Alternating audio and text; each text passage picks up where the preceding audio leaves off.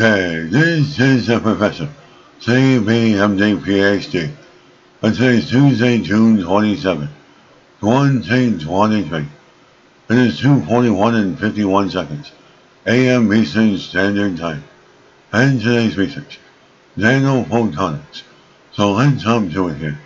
Researchers have developed a metasurface that enables strong coupling, effects between light and transition, metal dichalcogenides. The interaction of light and matter on the nanoscale is a vital aspect of nanophotonics. Resonant nanosystems allow scientists to control and enhance electromagnetic energy at volumes smaller than the wavelength of the incident light, as well as allowing sunlight to be captured much more effectively.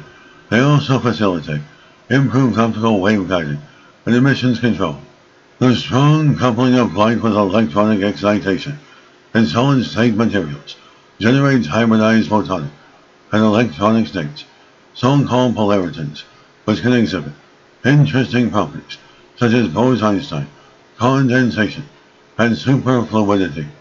Researchers develop a metasurface that enables strong coupling effects between light and transition, metal dichalcogenides.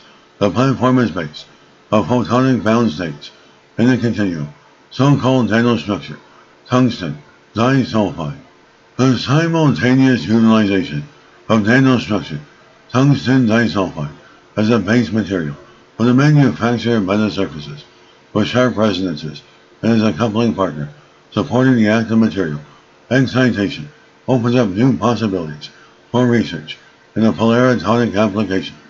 Moreover, the concept of the newly developed metasurface provides a foundation for applications in controllable low-threshold semiconductor lasers, photocatalytic enhancement, and quantum computing. And this is the Professor of Space Technology, Advanced Physics, Computer Science, and Leader of Research. This video was created for educational purposes only. Hope you enjoyed listening. Until next time, have a great day.